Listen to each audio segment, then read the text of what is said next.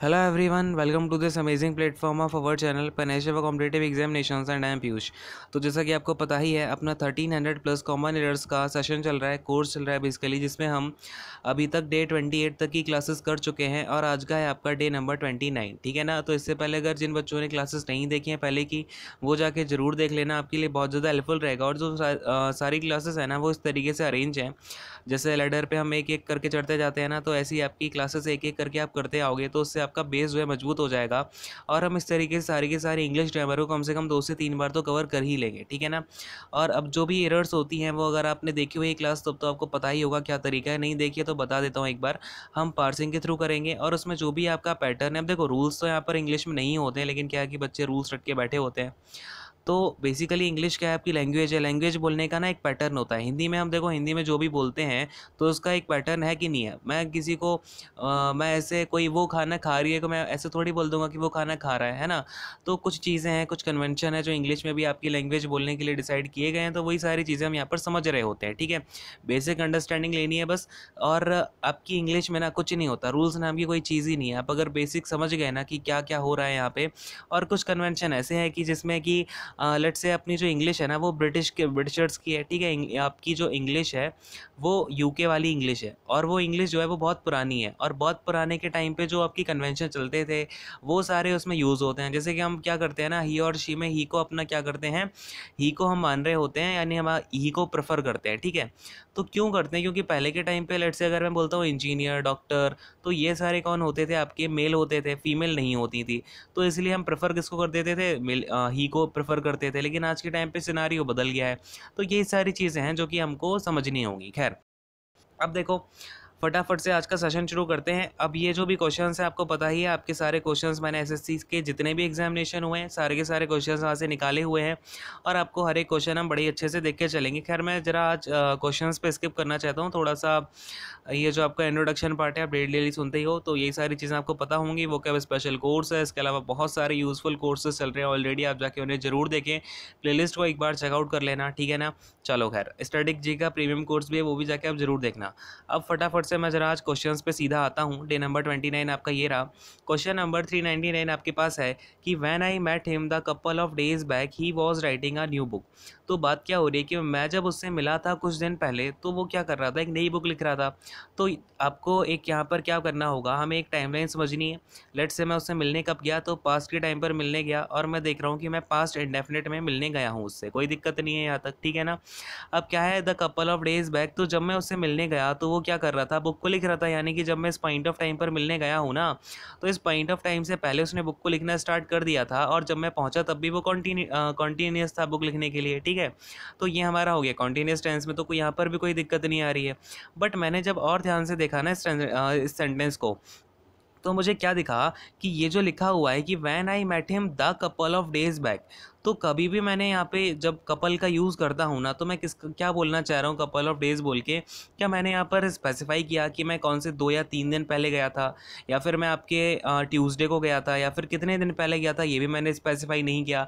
अगर मेरा यहाँ पर कोई चीज़ स्पेसिफाई नहीं है, उसकी अलग से आइडेंटिटी निकल के नहीं आ रही है, तो उसके साथ में हम द आर्टिकल का यूज़ करते हैं क्या, नहीं करते हैं। तो यहाँ पर हम कौन से आर्टिकल का यूज़ कर लेंगे, आ आर्टिकल का यूज़ कर लेंगे, ठीक है ना। क्लियर हो रही है बात। अगर मैं इसका आपको एक और एग्जांपल देना चाहूँ, तो लेट्स से मैं बोलता हूँ कि देयर आर अ कपल, यहाँ पर लिख दूँ क्या, एक बार ये मैं हटा देता हूँ। देखो, अगर मैं आपको एक एग्जांपल देता हूँ, तो there are a couple of files, ठीक है ना। अब देखो इस सेंटेंस में हो क्या रहा है कि मैंने फाइल्स के बारे में बताया तो सही कि बहुत सारी फाइलें हैं, लेकिन मैंने ये स्पेसिफाई ही नहीं किया कि फ़ाइलों की संख्या कितनी है या फिर कौन कौन सी फाइलें हैं। मैंने यहाँ पर ये कुछ भी डिस्क्लोज नहीं किया है, तो ये मेरा स्पेसिफाई नहीं था, तो मैंने किसका यूज़ किया है, आर्टिकल का यूज़ किया है, ठीक है ना। इतनी सी बात तो क्लियर हो गई होगी। एग्जाम्पल्स को भी आप क्या किया करो, नोट कर लिया करो, ठीक है ना। अगर आपको कुछ एग्जांपल समझ में नहीं आती है, कोई सेंटेंस नहीं आ रहा है समझ में, तो उसके साथ में अगर आप एग्जांपल को लिख लोगे ना, तो सारी चीज़ें क्लियर हो जाएंगी। खैर, यहाँ पर क्या है, तो यहाँ पर हमें दा को हटा करके आ का यूज़ कर लेना है, ठीक है ना। यहाँ पर हमने आ लगा दिया। अब एक बार हम इसकी पार्सिंग कर लेते हैं। यहाँ पर हमारा वैन तो हो जाएगा, एज अ कंजंक्शन यूज़ हो जाएगा, ठीक है ना। दो हम यहाँ पर क्लॉज को जोड़ रहे हैं। इसके बाद में आई क्या हो जाएगा, आई हो जाएगा यहाँ पर आपका सब्जेक्ट, मैट क्या हो जाएगा, आपकी वर्ब हो जाएगी, हिम क्या हो जाएगा, ये आपका ऑब्जेक्ट हो जाएगा, ठीक है ना। अब इसके बाद में आई मेट हिम, अब यहाँ पर बात क्या हो रही है, मैं उससे मिला कब, तो उसके बाद में जो टाइम डिनोटिंग हो जाएगा अपना, वो हो जाएगा अ कपल ऑफ डेज बैक, ठीक है ना। ये पूरा का पूरा आपका क्या कर रहा है, टाइम को डिनोट कर रहा है। क्लियर हो गया। इसके बाद में अपना दूसरा सेंटेंस आ जाएगा, ये जो दूसरा क्लॉज है या सेंटेंस है, इसके बाद में आपका ही क्या हो जाएगा, सब्जेक्ट नंबर 2 हो जाएगा, वॉज क्या हो जाएगा, हेल्पिंग वर्ब हो जाएगी, और फिर राइटिंग क्या हो जाएगा, मेन वर्ब हो जाएगा इसका, और राइटिंग व्हाट, तो इसके बाद में आपको व्हाट का आंसर किसने दिया, तो बुक ने दिया, तो बुक क्या हो जाएगा आपका यहाँ पर ऑब्जेक्ट बन जाएगा। क्लियर है। अब ये न्यू क्या कर रहा है, बुक को क्वालिफाई कर रहा है, ये इसका क्या बन जाएगा भाई, एडजेक्टिव बन जाएगा। ठीक है ना, सारी बातें क्लियर हो गई, समझ में आ गया। तो फिलहाल हमें क्या करना है, एरर हमें समझ में आ गई कि यहाँ पर आपका दा का यूज़ नहीं होगा, क्योंकि जब भी चीज़ आपकी स्पेसिफिक होती है तभी हम दा का यूज़ कर रहे होते हैं। ठीक है ना, क्लियर है। अगले क्वेश्चन पर आते हैं, क्वेश्चन नंबर 400 देखते हैं। ये रहा 400, in his old age a person is likely to get more weak day by day, यानी कि जैसे जैसे आदमी की उम्र बढ़ती है वो अपने आप को और ज़्यादा वीक महसूस करने लगता है। एक बात को समझना, अपना ये जो वीक वर्ड होता है ना, जब भी हम वीक, एक पॉजिटिव डिग्री है इसकी, जब भी हम कंपेरेटिव डिग्री बनाते हैं ना, तो वीक की क्या बनती है, वीकर बनती है। ठीक है ना, वीक होता है, वीकर होता है, फिर आपका अगर मैं सुपरलेटिव की बात कर लूँ, फिर आपका क्या बनता है, वीकेस्ट बनता है। ठीक है, और अगर मैं बात करता हूँ तो यहाँ पर आपका मोर वीक करना, मोस्ट वीक करना, ये बिल्कुल इनकरेक्ट हो जाता है। ठीक है ना। अब अगर आपको कुछ वर्ड्स होते हैं, जैसे कुछ वर्ड्स होते हैं ना जिनके साथ में हमें ई आर लगा के ही बनाना होता है और ई एस टी लगा के ही उनका सुपरलेटिव बनाना होता है, तो अगर आपको इन वर्ड्स के बारे में थोड़ा प्रॉब्लम होती है ना, नहीं समझ पाते हो आप किन वर्ड के साथ में हमें मोर का यूज़ करना है या मोस्ट का यूज़ करना है, किन वर्ड्स के साथ में हमें ई आर और ई एस टी का यूज़ करना है, तो वो मुझे आप कमेंट सेक्शन में बता देना, हम उसके लिए अलग से एक सेशन ले लेते हैं और उसमें हम ये सारी चीज़ें जो है क्लियर कर लेंगे। ठीक है ना, जो भी आपको ज़्यादा दिक्कत वाली चीज़ें होंगी वो आप मुझे कमेंट सेक्शन में बता दिया करो, वो मैं अलग से कुछ सेशन आपके लिए प्लान करता हूँ, देन उसमें हम वो चीज़ों को समझ लेंगे, सो दैट हमें आगे कहीं इशू ना आए। ठीक है, खैर अब यहाँ पर हमारा क्या हो जाएगा, मैं यहाँ से मोर वीक को हटा के क्या लिख दूंगा, वीकर लिख दूंगा, क्योंकि मेरा यहाँ पर क्या हो रहा है, बेसिकली कंपैरिजन हो रहा है, डे बाई डे मैं क्या कर रहा हूँ, अपना कंपैरिजन कर रहा हूँ कि हर डे मैं अपने आप से कुछ थोड़ा ज़्यादा से थोड़ा और कम और ज़्यादा वीक हो गया, फिर और ज़्यादा वीक हो गया। ठीक है, तो इस तरीके से क्या ये काम चल रहा होता है। ठीक है, खैर अगर मैं यहाँ पर इनकी बात करूँ, इन प्रपोजिशन हो जाएगा आपका, एज हो जाएगा नाउन, और बेसिकली ये इनका प्रपोजिशनल ऑब्जेक्ट बन जाएगा, और ओल्ड क्या हो जाएगा, इसको आपका क्वालिफाई कर रहा है तो एडजेक्टिव हो जाएगा, इज इसका पॉजेसिव एडजेक्टिव हो जाएगा। ठीक है ना, क्लियर है इतनी सारी बातें। ये आपका सब्जेक्ट हो जाएगा, इस आपकी हेल्पिंग वर्ब हो जाए, बेसिकली हेल्पिंग वर्ब हो जाए, मेन वर्ब हो जाएगी, और ये लाइकली क्या बनेगा, यहाँ पर एडजेक्टिव बनेगा किसका, तो टू गेट जो आपका इन्फिनेटिव है इसका, ये लाइकली एडजेक्टिव बनेगा। ठीक है ना, क्लियर है। और एक बात और बता दूं, लाइकली आपका एडजेक्टिव भी होता है, एडवर्ब भी होता है। ठीक है ना, तो इसमें कभी भी कंफ्यूज मत होना। क्लियर है। अगले क्वेश्चन पर आता हूँ, क्वेश्चन नंबर 401 देखते हैं। ये रहा आपके सामने 401, you are always doing this mistake. ठीक है, तो अब देखो, कभी भी आपका जब भी हम लिखते हैं ना ऑलवेज डूइंग, कभी भी हम कोई मिस्टेक की बात कर रहे होते हैं, तो उस मिस्टेक के साथ में आपकी जो वर्ब यूज़ होती है वो ही होती है आपकी मेक वर्ब। कभी भी हम कैसे बोलते हैं, मेक अ मिस्टेक। ठीक है ना, ऐसे बोलते हैं मेक अ मिस्टेक या फिर make mistake, something like that. ठीक है, जब भी आपका आर्टिकल का यूज़ करना होगा तो आप आ का यूज़ कर लोगे, नहीं तो अगर आपकी बहुत सारी मिस्टेक है तो वहाँ पर आप आर्टिकल का यूज़ नहीं करोगे। ठीक है, तो ये सारी बातें हैं, लेकिन मिस्टेक के साथ में आपको किसका यूज़ करना पड़ेगा, मेक वर्ब का ही यूज़ करना पड़ेगा, क्योंकि हम कभी भी किसी मिस्टेक को क्या करते हैं, वो बेसिकली मेक की जाती है। ठीक है ना, मिस्टेक आपकी मेक होती है।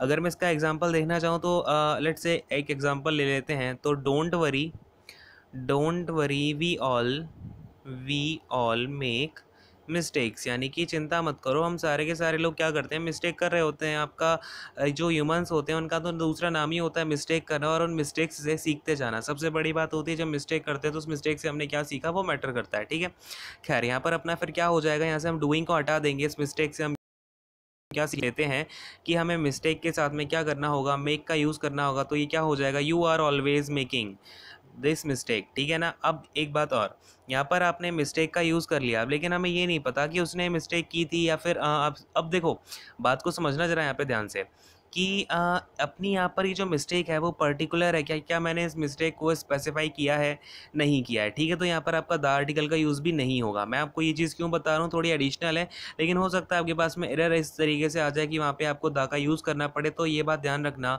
कभी भी आपको अगर मिस्टेक के बारे में आगे स्पेसिफाई कर दिया जाए कि ये मिस्टेक रही है, तो आप उसके आगे द आर्टिकल का यूज़ लगाना मत भूलना। ठीक है, ऐसे एरर आ चुके हैं, इसलिए मैं आपको पहले ही वार्न कर दे रहा हूँ। खैर अगले क्वेश्चन पर आते हैं, एक बार जरा मैं इसकी पार्सिंग करके दिखा देता हूँ आपको। ये देखो, यहाँ पर हमने क्या कर लिया है, डूइंग की जगह पे क्या लगा देंगे, यहाँ पर हम मेकिंग लगा देंगे। ठीक है, फिर यू क्या बन जाएगा अपना, यू बन जाएगा यहाँ पर आपका सब्जेक्ट, आर क्या बन जाएगा, आर आपकी हेल्पिंग वर्ब हो जाएगी। ऑलवेज यहाँ पर आपका टाइम डिनोट कर रहा है और ये अपना प्रेजेंट टाइम को बताता है, बेसिकली क्या करता है, प्रेजेंट टेंस को बताता है ये वाला वर्ड, ठीक है ना। जब भी आपका ऑलवेज का यूज़ होगा तो इसका मतलब पक्का है कि वहाँ पर आपका प्रेजेंट टेंस का हम यूज़ कर रहे हैं, ठीक है। ये क्या हो जाएगा, मेकिंग आपका यहाँ पर मेन वर्ब हो जाएगी, और दिस मिस्टेक क्या बन जाएगा, बेसिकली मिस्टेक बन जाएगा आपका यहाँ पर ऑब्जेक्ट, और दिस क्या होगा, डेमोन्स्ट्रेटिव एडजेक्टिव, ठीक है ना, क्योंकि ये मिस्टेक को डेमोन्स्ट्रेट कर रहा है तो क्या बन जाएगा, डेमोन्स्ट्रेटिव एडजेक्टिव बन जाएगा। क्लियर है, बात समझ में आ गई। चलो अगले क्वेश्चन पर आते हैं, क्वेश्चन नंबर 402 देखते हैं। He has a large family to care. अच्छा, अब मैं आपको यहाँ पे ना थोड़ा सा एक एग्जांपल देना चाहूँगा, और उससे पहले मैं आपको एक चीज़ समझाता हूँ कि एक फ्रेजल वर्ब होती है आपकी टू केयर फॉर, या फिर आपकी एक और फ्रेजल वर्ब होती है इसके लिए ही, टू टेक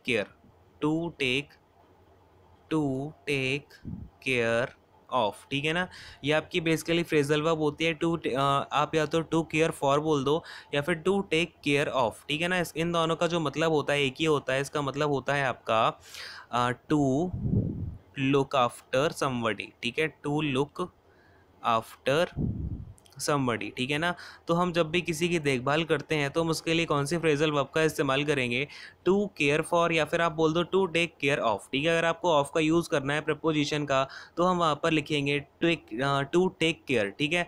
और अगर मुझे फॉर प्रपोजिशन का यूज़ करना है तो वहाँ पर मैं टेक का यूज़ नहीं करता हूँ, ठीक है ना, वहाँ पर मैं अकेला टू केयर का यूज़ कर लेता हूँ। तो यहाँ पर आप देखो क्या होना चाहिए, यहाँ पे ही हैज़ अ लार्ज फैमिली, यानी कि उसको जो ध्यान रखने के लिए क्या है, पूरी की पूरी फैमिली है जिसका उसे देखभाल करनी पड़ती है।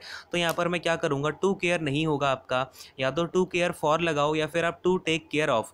क्यों ऐसा है, अब क्योंकि आपने अगर टू केयर लिख दिया ना तो उसके बाद में आप उसे डिनोट ही नहीं कर पा रहे हो जिस चीज़ के बारे में आप देखभाल करने की बात कर रहे हो, ठीक है। तो सेंटेंस में आप उस चीज़ को जब रेफर ही नहीं कर पा रहे हो तो ऐसे वर्ड का यूज़ करना तो बिल्कुल गलत हो जाएगा, ठीक है, अर्थ का अनर्थ हो जाएगा, है ना। तो हम यहाँ पर क्या कर देंगे, टू टेक फॉर का यूज़ कर लेंगे। इसके अलावा आपका ही क्या हो जाएगा, यहाँ पर सब्जेक्ट हो जाएगा, हैज़ आपकी मेन वर्ब हो जाएगी, बेसिकली यहाँ पर मेन वर्ब का काम कर रही है, ठीक है। और ये फैमिली क्या हो जाएगा, फैमिली इसका ऑब्जेक्ट बन जाएगा। लार्ज क्या कर जाएगा, फैमिली को स्पेसिफाई कर रहा है, तो ये इसका क्या बनेगा भाई, बोलो फटाफट से, लार्ज बन जाएगा इसका एडजेक्टिव, है ना। इसके बाद में ये आपका टू केयर फॉर लगा दो या फिर टू टेक केयर ऑफ, ये आपकी फ्रेजल वर्ब होगी सेंटेंस की, ठीक है ना। क्लियर है। अगले क्वेश्चन पर आते हैं, क्वेश्चन नंबर 403 देखेंगे। These poisonous gases will affect our health. अब देखो एक वर्ड क्या होता है, एक होता है आपका अफेक्ट होता है, एक वर्ड होता है आपका इफेक्ट, ठीक है ना। ये होता है अफेक्ट और ये होता है इफेक्ट। अब इसका ना आपको अंतर समझने के लिए बिल्कुल भी स्ट्रेस नहीं लेना, कोई भी रॉकेट साइंस ही नहीं है। अब बस एक बात समझ लो, कभी भी आपकी कोई चीज़ है, अगर मैं उससे बोलता हूँ कि इसका तुम्हारे ऊपर असर पड़ेगा, यानी कि उससे तुम्हारे ऊपर चेंज पड़ेगा, तो उसके लिए मैं क्या कर दूंगा, अफेक्ट का यूज़ कर लूँगा। अगर मैं इसके लिए लिखना चाहूँ तो टू प्रोड्यूस चेंज, ठीक है ना, यानी कि कोई चेंज आपका इंड्यूस किया जा रहा है या प्रोड्यूस किया जा रहा है। लेकिन जब भी हम इफेक्ट का यूज़ करते हैं तो उसका मतलब होता है a change that has occurred, a change that has occurred. अच्छा, अब मैं इसका एग्जांपल देता हूँ तो और ज़्यादा आपको क्लियर हो जाएगा। एक बार मैं इसको लिख देता हूँ, अकर्ड, ये आप देख लेना, ठीक है। अब देखो इसका अगर मैं एग्जांपल देना चाहूँ, बड़े ध्यान से सुनना मेरी बातों को। अब मैं बोलता हूँ एक साइक्लोन आ रहा है, ठीक है। अब मैंने आपसे बोला साइक्लोन आपका चल रहा है, उसी टाइम पे मैं आपसे बोलता हूँ the cyclone will affect us, यानी कि साइक्लोन क्या करेगा, हमें अफेक्ट करेगा, ठीक है ना। यानी कि जिस टाइम पर साइक्लोन आ रहा है मैं आपसे क्या बोल रहा हूँ, ये हमें अफेक्ट करेगा, ये हमारी हेल्थ को या फिर हमारे जो भी हमारी प्रॉपर्टीज़ हैं या फिर हमारी बिल्डिंग्स हैं उनको क्या करेगा, अफेक्ट करेगा, हमारी इकोनॉमी को अफेक्ट करेगा, ठीक है।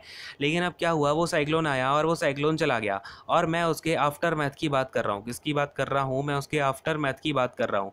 फिर मैं बोलता हूँ देखो साइक्लोन का जो इफेक्ट है ना वो बहुत ही ज़्यादा बुरा पड़ा, हमारी सारी की सारी इकोनॉमी जो है ध्वस्त हो गई है, हमारी बिल्डिंग्स वगैरह चली गई हैं, तो वो क्या हुआ, मेरा इफेक्ट होगा, ठीक है ना। बात को समझ पा रहे हैं, बात थोड़ा क्लियर हुआ। तो अब मैं क्या बोल रहा हूँ, these poisonous gases will effect our health की अफेक्ट अवर हेल्थ। अभी क्या ये गैसेस ने आपकी हेल्थ को ख़राब कर दिया है, ऐसा कोई चेंज हो गया जो अकर हो चुका है, नहीं। तो मैं एक बात बता रहा हूँ कि आपको जो इफेक्ट है आपकी जो हेल्थ है उसको अफेक्ट कर सकता है। तो यहाँ पर आपका क्या होना चाहिए, ये आपका रिजल्ट नहीं है, ये मैं आपको एक वार्निंग दे रहा हूँ, एक तरीके से वार्निंग दे रहा हूँ। तो यहाँ पर आपका क्या हो जाएगा, अफेक्ट हो जाएगा, ठीक है ना। क्लियर है। अब अगर मैं पार्सिंग करना चाहूँ तो एक बार रेड पेन को ले लेता हूँ, देखें दीज क्या हो जाएगा यहाँ पर, वेट अ सेकेंड, देखो पॉइजनस गैसेस क्या बनेगा यहाँ पर आपका सब्जेक्ट बनेगा, तो दीज क्या बन जाएगा इसका, ये दीज आपका इनको डेमोन्स्ट्रेट कर रहा है, तो ये क्या बन जाएगा आपका डेमोन्स्ट्रेटिव एडजेक्टिव बन जाएगा, ठीक है ना, क्या बन जाएगा डेमोन्स्ट्रेटिव एडजेक्टिव। इसके बाद में विल क्या हो जाएगा भाई, मेन वर्ब हो जाएगी। अफेक्ट क्या हो जाएगा, बोलो फटाफट से, सॉरी विल क्या हो जाएगा, हेल्पिंग वर्ब हो जाएगी। अफेक्ट क्या हो जाएगा अपना यहाँ पर, मेन वर्ब हो जाएगी, ठीक है ना। इसके बाद में हेल्थ बन जाएगा आपका क्या, ऑब्जेक्ट बन जाएगा। अवर बन जाएगा इसका पॉजेसिव एडजेक्टिव, क्या बन जाएगा ये इसका पॉजेसिव एडजेक्टिव बन जाएगा। क्लियर है, बात समझ में आ गई ना। चलो अगले क्वेश्चन पर आते हैं, क्वेश्चन नंबर 404 देखेंगे। The only Indian to win the Nobel prize for the literature was Rabindranath Tagore. अब यहाँ पर मैं आपको एक बात बताता हूँ, आपको हो सकता है थोड़ी सी अटपटी लगेगी, लेकिन बहुत ही ज़्यादा इंपॉर्टेंट बात है कि कभी भी आप कोई चीज़ बहुत ही ज़्यादा वो अपने आप में एक लिटरेचर है, या फिर आप ऐसे बोल दो कि अपने आप में वो एक बेटा सेकंड थोड़ा पानी पीता हूँ। Okay sorry. अब देखो कभी भी हम क्या करते हैं, किसी भी फील्ड ऑफ स्टडी हो गई आपकी, फील्ड ऑफ स्टडी हो गई, या फिर आप क्या बोल दो, या फिर आपकी कोई प्राइज़ हो गई, ठीक है ना, तो इनके लिए हम क्या करते हैं ना, द आर्टिकल का यूज़ नहीं करते हैं। क्यों नहीं करते हैं, क्योंकि यहाँ पर आपका चाहे स्पेसिफाई हो या ना हो, इस बात को बिल्कुल ध्यान रखना। कभी भी आपकी कोई भी फील्ड ऑफ स्टडी हो या फिर आपकी कोई प्राइज़ देने की बात हो, हम उन दोनों ही केसेस में द आर्टिकल का यूज़ नहीं करते हैं, ठीक है। इस बात को आपको बहुत ज़्यादा ध्यान रखना है, क्योंकि इसके ऊपर एरर आने के पूरे चांसेस हैं, और आप इस एरर को गलत करोगे। बहुत सारे बच्चे इसको गलत करते हैं। अब देखना हुआ क्या, यहाँ पर आपका क्या हो गया, to win the Nobel prize. अब ये क्या अपनी प्राइज़ है, तो इसके साथ में द का यूज़ नहीं करना है। फिर इसके बाद में आपका क्या है, फॉर द लिटरेचर। अब लिटरेचर के साथ में भी अब क्या है, ये अपना फील्ड ऑफ स्टडी ही तो होता है लिटरेचर, तो इसके साथ भी हम द आर्टिकल का यूज़ नहीं करेंगे, तो द को हटा देना है, ठीक है ना। दोनों जगह से यहाँ पर हमें द को ड्रॉप करना होगा, ठीक है ना। क्लियर है। अब देखो यहाँ पर अपना क्या क्या बन जाएगा, एक एक करके समझते हैं। देखो भाई, यहाँ पर आपका इंडियन क्या बन जाएगा, सब्जेक्ट बन जाएगा। ओनली क्या कर रहा है, इंडियन को स्पेसिफाई कर रहा है, ये इसका आपका एडजेक्टिव हो जाएगा। टू विन क्या होगा, इन्फिनिटिव होगा। इसके बाद में नोबेल प्राइज़, अच्छा जी, अब नोबेल प्राइज़ क्या होगा, इसका ऑब्जेक्ट बनेगा, ठीक है। अब ये जो फॉर है, ये फॉर क्या होगा, ये प्रपोजिशन है, इस प्रपोजिशन का ऑब्जेक्ट क्या बनेगा, लिटरेचर बनेगा, ठीक है ना। ये आपका नाउन है एक, तो ये बन जाएगा आपका पीओ। फिर ये वॉज क्या हो जाएगा, ये वॉज आपकी हो जाएगी हेल्पिंग वर्ब या मेन वर्ब, कोई भी बोल दो, ठीक है। अच्छा जी, अब जब भी हेल्पिंग वर्ब मेन वर्ब का काम करती है, तो वो क्या हो जाती है, लिंकिंग वर्ब हो जाती है। और जब जब लिंकिंग वर्ब आती है, तब तब आपका सब्जेक्टिव कॉम्प्लीमेंट आता है ना। तो ये क्या हो रहा है, द ओनली इंडियन कौन है, तो वो रविंद्रनाथ टैगोर ही हैं। तो यहाँ पर आपका इन दोनों को कहीं ना कहीं, ये दोनों एक दूसरे को सब्जेक्ट कॉम्प्लीमेंट दे रहे हैं, ठीक है ना। एक ही पर्सन के बारे में बात की जा रही है, ठीक है, बात क्लियर है। लिंकिंग वर्ब आती है ना, तो उसमें आपका सब्जेक्ट के साथ में डायरेक्टली कनेक्शन हो जाता है, ठीक है। चलें भाई अगले क्वेश्चन पर आते हैं। एरर आपको पता चल गई, इस चीज़ को थोड़ा ध्यान रखना, बहुत ही ज़्यादा इंपॉर्टेंट है। और टीयर 2 हो गया, या आपका CHSL में अगर घुमाना चाहे तो घुमा देगा, तो इस टाइप के एरर्स आपको थोड़े से ध्यान रखने होते हैं, ठीक है। चलो अगले क्वेश्चन पर आते हैं, क्वेश्चन नंबर 405 देखेंगे। After his illness the patient was sick with life, यानी कि इलनेस के बाद में पेशेंट क्या हो गया, अपनी लाइफ से बहुत ज़्यादा परेशान हो गया। लेकिन अब देखो, हम कभी भी लाइफ के साथ परेशान, कभी भी सिक का मतलब जो होता है ना, बीमार होता है बेसिकली, या फिर आप सिक को बोल दें तो सिक, देखो सबसे पहली बात, सिक का मतलब क्या हुआ, बीमार हो गया, फिर बहुत ज़्यादा त्रस्त हो जाना, ठीक है। तो सिक हम किसी भी चीज़ से होते हैं, ना कि उसके साथ होते हैं, ठीक है ना। इस बात को थोड़ा सा ध्यान रखें। तो इसके साथ में जो प्रपोजिशन यूज़ की जाती है, वो प्रपोजिशन होती है ऑफ, ठीक है। और इसका मतलब होता है सिक ऑफ का, बीइंग बोर्ड, बीइंग, और इसका मतलब ओनली बीमार नहीं होता। जब हमने सिक ऑफ का यूज़ कर लिया, तो इसका मतलब हो जाता है बीइंग बोर्ड या फिर अनॉयड, ठीक है ना। यानी कि आप क्या करें, बहुत ज़्यादा बोर हो जाएं या फिर अनॉय हो जाएं, ठीक है ना, अबाउट समथिंग, किसी चीज़ की वजह से। क्लियर है, इतनी सी बात आपको ध्यान रहेगी ना। चलो अब देखो यहाँ पर आपका क्या हो जाएगा, यहाँ पर आपका समथिंग लिखा हुआ है। जिस चीज़ को मैं बोल देता हूँ ना, उसको थोड़ा सा अपने आप से डाउन कर लिया करो, ठीक है। अब देखो आफ्टर हिज इलनेस, आफ्टर क्या हो जाएगा, एक बार मैं इन सारी चीज़ों को हटाता हूँ, इसे आप नोट कर लेना, ठीक है। देखो आफ्टर क्या हो जाएगा, प्रपोजिशन हो जाएगी। इस प्रपोजिशन के बाद अपना क्या चाहिए, ऑब्जेक्ट चाहिए कि नहीं चाहिए, तो ये जो इलनेस है, ये इसका पीओ बन जाएगा। और हिज जो इलनेस को क्या कर रहा है, अपना क्वालिफाई कर रहा है, पोजेशन दिखा रहा है, तो ये इसका क्या बन जाएगा, पॉजेसिव एडजेक्टिव हो जाएगा। क्लियर है। फिर इसके बाद में आपका आया पेशेंट, पेशेंट क्या बन जाएगा भाई, सब्जेक्ट बन जाएगा। इसके बाद में ये जो वॉज है, वॉज क्या बन जाएगा, तो ये वॉज अपना बन जाएगा हेल्पिंग वर्ब, और ये सिक क्या बन जाएगा, मेन वर्ब हो जाएगा, ठीक है। इसके बाद में ये विद को हटा के हमें क्या कर लेना है, यहाँ पर हमें ऑफ का यूज़ कर लेना है। ऑफ क्या हो जाएगा, अपना प्रपोजिशन हो जाएगा, और इस प्रपोजिशन का जो ऑब्जेक्ट है वो क्या बनेगा, तो लाइफ बनेगा, ठीक है ना। तो ये इसका क्या बन जाएगा, पीओ हो जाएगा। क्लियर है, बात समझ में आ गई। सिक के साथ कौन सी प्रपोजिशन का यूज़ करोगे, हमेशा ऑफ प्रपोजिशन का यूज़ करेंगे, ठीक है ना। चलो अगले क्वेश्चन पर आते हैं, question number 406। I told him that I avail the opportunity. तो सबसे पहली बात अवेल के बारे में, कभी भी आपका अवेल आ जाए तो ये जो अवेल होता है अपने साथ में एक प्रपोजिशन लेता है ऑफ, और ये दोनों मिलके ना जब भी अवेल ऑफ का आप यूज़ करेंगे तो ये अपने साथ में हमेशा अवेल जो है ऑफ प्रपोजिशन लेता है, पहली बात। और अवेल के साथ में दूसरी बात ये है कि अपने साथ में ये हमेशा एक ऑब्जेक्ट रखता है, क्योंकि अवेल जो है आपकी एक ट्रांजिटिव वर्ब है, ठीक है ना। क्या है, ये आपकी ट्रांजिटिव वर्ब है। अच्छा जी, अब ये ऐसा होता क्यों है, तो देखो कभी भी जब भी हम अवेल की बात करते हैं ना, तो उसका मतलब है मैं किसी भी अपॉर्चुनिटी को मैंने क्या किया है, अवेल कर लिया है, फिर उसका लाभ उठा लिया है। तो जब भी मैं फ़ायदा उठाता हूँ तो मुझे बताना पड़ेगा कि मैंने अवेल किया किसको है, यानी कि मैंने किसके लिए अवेल किया, मैंने अपने लिए, हिमसेल्फ, माई सेल्फ, तो किसके लिए, ठीक है ना। तो मुझे बताना पड़ेगा। तो अवेल के बाद में मोस्ट प्रोबेबली आपका जो मोस्टली चांसेस होते हैं वो आपका एक रिफ्लेक्सिव प्रोनाउन यूज़ हो रहा होता है, क्योंकि मैं कभी भी फ़ायदा लेता हूँ तो खुद के लिए फ़ायदा लेता हूँ, ठीक है। तो वहाँ पर आपका रिफ्लेक्सिव प्रोनाउन यूज़ हो रहा होता है। क्लियर है, थोड़ी सी बात समझ में आ रही है ना, पिक्चर क्लियर हो रही है। अब अवेल क्या है, तो मैंने किसके लिए, तो अवेल ऑफ भी आता है, फिर उसके बाद में हमें प्रपोजिशन ऑफ का भी यूज़ करना पड़ता है, ठीक है। अब देखो, अब मैं आपको एक एग्जांपल देना चाहूँ यहाँ पर, तो एक एग्जांपल भी देख लो, कोई दिक्कत नहीं है। देखो, अगर मैं बोलता हूँ he availed ourselves of his goodwill, ठीक है ना। तो इसका मतलब क्या हुआ, उसने हमें उसकी गुडविल का अवेल करवाया, ठीक है ना। तो इसका मतलब क्या हो जाएगा, ये अवेल हो गया। अवेल के बाद में मैंने एक ऑब्जेक्ट का यूज़ किया है जो कि क्या है, बेसिकली एक रिफ्लेक्सिव प्रोनाउन ही है ना, जो कि वी के बारे में ही तो बता रहा है। तो ये क्या हो जाएगा, रिफ्लेक्सिव प्रोनाउन। फिर मैंने ऑफ प्रपोजिशन का भी यूज़ कर लिया। तो अब बस अपने क्वेश्चन पर आ जाते हैं इसी तरीके से। यहाँ पर आई क्या हो जाएगा, सब्जेक्ट हो जाएगा। टोल्ड यहाँ पर आपका मेन वर्ब, और ये हिम क्या हो जाएगा, ऑब्जेक्ट हो जाएगा, ठीक है। इसके बाद में दैट क्या हो जाएगा भाई, कंजंक्शन है। आई अगेन आपका सब्जेक्ट नंबर 2 हो जाएगा। अवेल यहाँ पर हमारी मेन वर्ब है।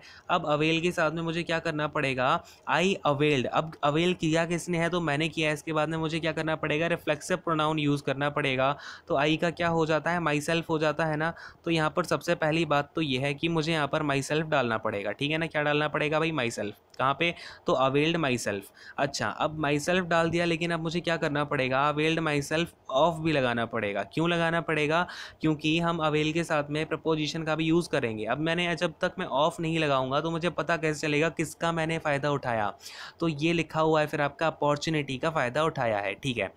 अब ये बात तो हो गई, ठीक है सर, यहाँ पे ये चीज़ें हो गई, लेकिन अब आप एरर किस में मार्क करोगे, तो एरर पता है हम कौन से वाले ऑप्शन में मार्क करेंगे, हम यहाँ पर एरर मार्क करेंगे थर्ड वाले ऑप्शन में। क्योंकि जब तक मैंने सेकंड वाले ऑप्शन को देखा तब तक तो बात सारी समझ में आ रही थी, लेकिन जब मैं थर्ड में आया सीधा तो मैंने देखा, अरे भाई अवेल के साथ में आपने जो प्रोनाउन है आपका रिफ्लेक्सिव प्रोनाउन, उसका तो यूज़ किया ही नहीं है। तो फिर मुझे माई सेल्फ लगाना पड़ा। तो ये थर्ड वाले ऑप्शन में आपकी एरर आएगी, ठीक है। तो इस टाइप की चीज़ों को भी ध्यान रखा करो, गलती नहीं करनी है, ठीक है। खैर, अगले क्वेश्चन पर आता हूँ। क्वेश्चन नंबर 407 देखते हैं। I think he owns an expensive painting by Hussain. तो मैं क्या सोचता हूँ कि उसके पास में हुसैन की कोई एक्सपेंसिव पेंटिंग है। यहाँ पर देख लेते हैं एक एक करके। आई क्या हो जाएगा, सब्जेक्ट हो जाएगा, ठीक है। अब यहाँ पर आपको एक बड़ी ही प्यारी चीज़ देखने को मिलेगी। थिंक क्या हो जाएगा, थिंक आपका यहाँ पर मेन वर्ब हो जाएगा, ठीक है, कोई दिक्कत नहीं है। लेकिन अब ये जो आगे लिखा हुआ है, he owns an expensive painting by Hussain, तो बड़े ध्यान से देखना। मैं थिंक के पास गया और मैंने थिंक से पूछा कि आई थिंक व्हाट, तो उसने पूरा का पूरा बताया कि he owns an expensive painting by Hussain. तो ये जो पूरा का पूरा क्लॉज है ना, ये बेसिकली मैं इस पूरे के पूरे सेंटेंस को ही क्या बोल दूंगा, ऑब्जेक्टिव क्लॉज बोल दूंगा। क्या बोल दूंगा इसको मैं, ऑब्जेक्टिव क्लॉज बोल दूंगा। क्यों बोल दूंगा, क्योंकि ये जो पूरा सेंटेंस है ना, ये पूरा का पूरा इस वर्ब का आंसर दे रहा है, व्हाट का, ठीक है ना। अब अगर मैं इस ऑब्जेक्टिव क्लॉज के अंदर की ही बात करना चाहूँ तो ये हुई क्या हो जाएगा, इसका सब्जेक्ट हो जाएगा, ओन्स क्या हो जाएगा, मेन वर्ब हो जाएगी, ठीक है ना। फिर इसके बाद में एक्सपेंसिव क्या हो जाएगा, एक्सपेंसिव पेंटिंग, बेसिकली पेंटिंग आपका ऑब्जेक्ट हो जाएगा, एक्सपेंसिव इसको क्वालिफाई कर रहा है तो ये इसका एडजेक्टिव हो जाएगा, ठीक है ना। और जो बाई है, बाई अपनी प्रपोजिशन बनेगी, और इस प्रपोजिशन का ऑब्जेक्ट कौन बनेगा, तो हुसैन बन जाएंगे इसके पीओ, यानी कि प्रपोजिशनल ऑब्जेक्ट।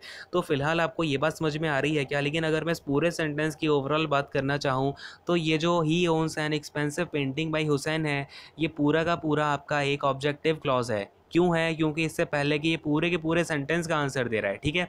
तो ये बात भी आपको समझ में आनी चाहिए। क्लियर हुआ? चलो अगले क्वेश्चन पर आते हैं। क्वेश्चन नंबर 408 देखते हैं। It is time we should have done something useful. तो अब वो समय आ गया है जब तुम्हें कुछ यूजफुल कर लेना चाहिए था। तो कभी भी जब हम इट इज़ टाइम का यूज़ करते हैं ना, तो उसमें ऐसी बात के बारे में बता रहे होते हैं जिसमें कि तुम्हें इस टाइम पर ये चीज़ कंप्लीट कर लेनी चाहिए थी। और अगर वो चीज़ तुम्हें कंप्लीट कर लेनी थी तो वो कब होगी? पास्ट में होगी, ठीक है ना। तो इस बात को बहुत ही अच्छे से ध्यान में रखना। अगर मैं आपको एक बार बताता हूँ तो हो सकता है कि आपको चीज़ें थोड़ी सी रिमाइंडर रह जाएं।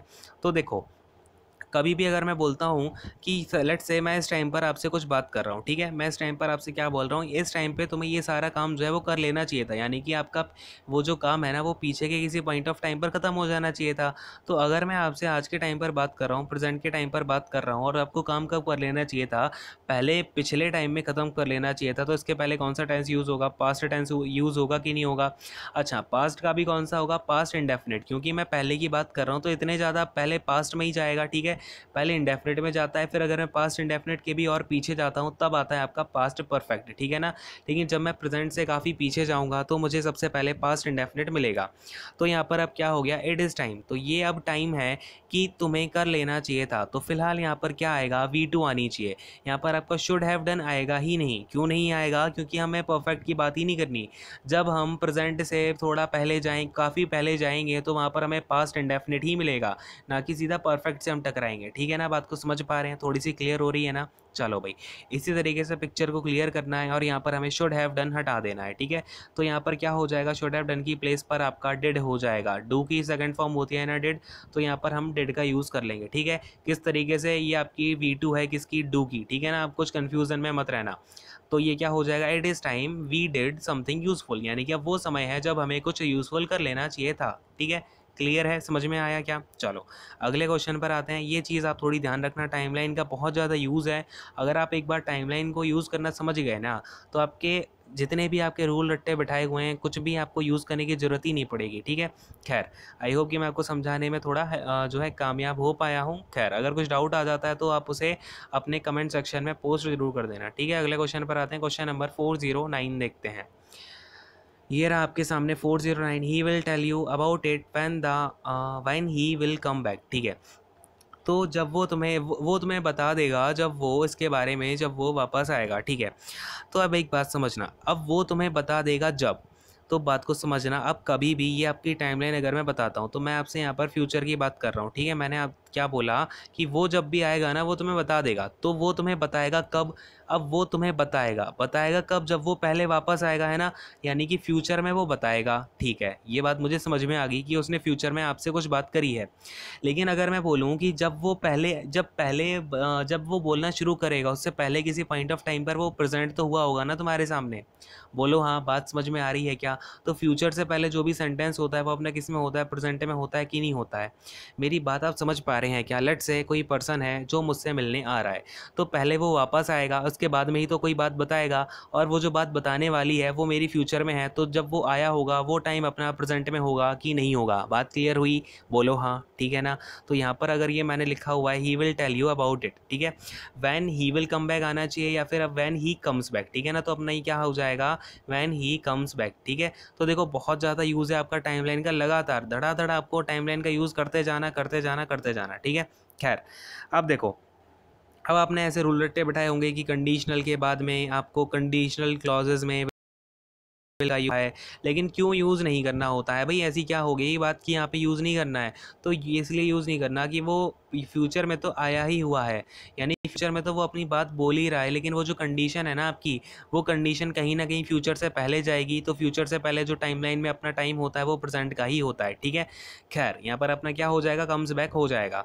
अब अगर आप इसकी पार्सिंग करना चाहो तो पार्सिंग भी कर सकते हो। ही क्या हो जाएगा? सब्जेक्ट हो जाएगा। विल आपकी हेल्पिंग वर्ब हो जाएगी। टेल मेन वर्ब हो जाएगी। यू आपका ऑब्जेक्ट हो जाएगा। अबाउट इट क्या हो जाएगा? जरा मुझे बताएं। अबाउट आपका यहाँ पर प्रपोजिशन हो जाएगा। इट क्या हो जाएगा? प्रपोजिशनल ऑब्जेक्ट, यानी कि पीओ बन जाएगा। क्लियर है? और व्हेन क्या हो जाएगा? यहाँ पर अपना कंजंक्शन बन जाएगा। ही क्या हो जाएगा? सब्जेक्ट नंबर 2 हो जाएगा। कम्स क्या हो जाएगा? आपकी मेन वर्ब हो जाएगी। बैक क्या हो जाएगा? Comes back. बैक क्या हो जाएगा? बेसिकली यहाँ पर आपका एडवर्ब हो जाएगा, क्योंकि ये आपकी जो वर्ब है ना कम्स, इसको क्वालिफाई कर रहा है, ठीक है ना। तो जो भी आपके वो एडवर्ब होता है, ठीक है। पूरा सेंटेंस की नहीं हुआ बोलो हाँ। चलो अगले क्वेश्चन पर आता हूँ, इसको लिख लेना, नोट डाउन। जब तक हाथ के नीचे से चीज़ें निकलेंगी नहीं तब तक दिमाग तक पहुँचेंगी नहीं, ठीक है। दिमाग तक पहुँचने का एक ही रास्ता है, हाथ से निकालते जाओ, ठीक है। चलो खैर अगले क्वेश्चन पर आता हूँ, क्वेश्चन नंबर 4। तो यहाँ पर 410 हमसे बोल रहा है, a large sign near the entrance wants the visitors to beware about beards, ठीक है। तो अब कभी भी आप देखो, एक बात समझना, यहाँ पर मैं आपको बीवेयर के बारे में बताता हूँ। तो बीवेयर जो वर्ड है ना, बीवेयर का मतलब क्या होता है, सावधान रहें, ठीक है ना। अब सावधान रहें तो कभी भी हम सावधान के लिए किसका यूज़ करेंगे, तो किससे सावधान रहें, तो बीवेयर ऑफ का यूज़ करते हैं, ठीक है।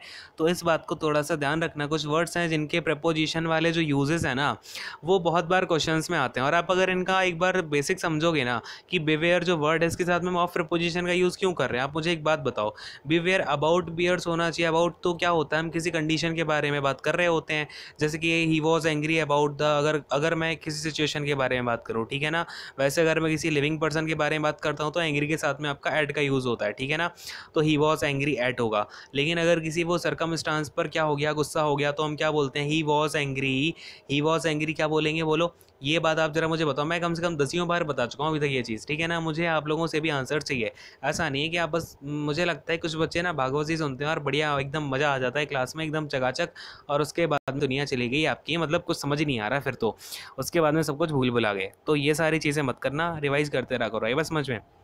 खैर, यहाँ पर आपका क्या करना है, बिवेयर के साथ में ऑफ का यूज़ करना है। तो एक बार ज़रा ध्यान से देखना, यहाँ पर अपना क्या हो जाएगा, लार्ज साइन नियर। सबसे पहले अ लार्ज साइन को अगर मैं बोलूँ, साइन आपका सब्जेक्ट हो जाएगा, लार्ज क्या कर देगा, साइन को क्वालिफाई करने वाला एडजेक्टिव हो जाएगा। नियर अपना यहाँ पर प्रपोजिशन बनेगा, नियर क्या हो जाएगा, प्रपोजिशन हो जाएगा। और इस प्रपोजिशन का ऑब्जेक्ट क्या बनेगा, इंट्रेंस इसका पीओ बन जाएगा, ठीक है ना। कभी भी प्रपोजिशन जब जब आएगा अपने साथ में प्रपोजिशन का ऑब्जेक्ट लेकर के आएगा, ठीक है ना। इसके बाद में वॉन्स क्या हो जाएगा, वॉन्स आपकी यहाँ पर मेन वर्ब हो जाएगी, क्लियर है। अब ये जो विजिटर्स हो जाएगा, विजिटर्स को क्या करता है, ये सावधान करता है, तो ये क्या बन जाएगा, ऑब्जेक्ट ऑफ द सेंटेंस बन जाएगा। अब इसके बाद में टू बी वेयर, अब इसका जो टू है ये टू क्या हो जाएगा। अच्छा, यहाँ पर मैं आप लोगों से ही पूछ लेता हूँ एक बार, मुझे ये बताएं जरा कि जो टू बी वेयर है ये क्या होगा, ठीक है ना। ये जो टू बी वेयर है ये इन्फिनेटिव होगा कि टू प्लस क्या है, ये क्या होगा, यहाँ पर ये प्रिपोजिशन प्लस का ऑब्जेक्ट का सेट होगा, या फिर ये आपका इन्फिनेटिव बनेगा, क्या बनेगा, ये मैं आप लोगों से पूछ रहा हूँ, ठीक है। और मुझे आंसर दिया करो, आई बात समझ में। खैर, यहाँ पर अब हमें क्या कर लेना है, टू बीवेयर। अब मैंने क्या बोला, बीवेयर के बाद में हमें किसका यूज़ करना है, बीवेयर के बाद में हमें ऑफ का यूज़ करना है, क्योंकि ऑफ के बाद आपका कोई ना कोई इंसान है, कोई समबडी है जो कि वहाँ पर बैठा हुआ है। तो बीवेयर या तो आप यहाँ पे ऑफ डॉग्स बोलोगे, बियर बोलोगे, या लाइन बोलो, कुछ भी बोलो, तो हमें यहाँ पर क्या कर लेना है, ऑफ का यूज़ कर लेना है। अब ये जो बियर होगा इस ऑफ प्रपोजिशन का ऑब्जेक्ट बन जाएगा, ठीक है ना, क्योंकि जब जब पी प्रपोजिशन आएगा तो पीओ को लेके आएगा, ठीक है ना। चलो, यहाँ पर आपका या एरर निकल के आ जाएगी थर्ड वाले ऑप्शन में, ठीक है। चलो खैर, और कुमार राजन और भी 2-3 बच्चे हैं जो आपका रवि हो गए, और इसके अलावा कुमार राजन होने और भी 2-3 बच्चे हैं, आई थिंक शिव है और राजेश। एंड इन बच्चों ने क्या बोला था कि सर क्लास को थोड़ा सा बड़ा कर दो।